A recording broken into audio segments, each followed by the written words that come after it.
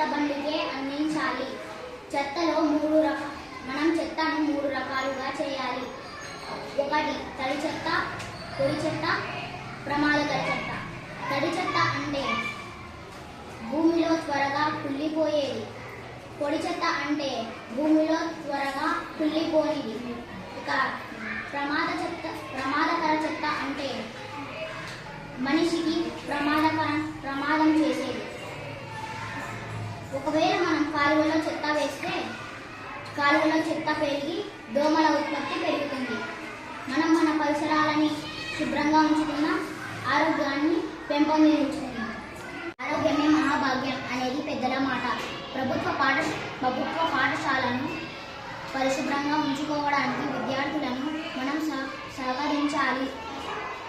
రోడ్లపై చెత్త వేయకుండా చెత్త కుండీలలో వేసే విధంగా చూడాలి. మలమూత్ర విసర్జనలు బహిరంగ ప్రదేశముల్లో చేయరాదు. మనం మన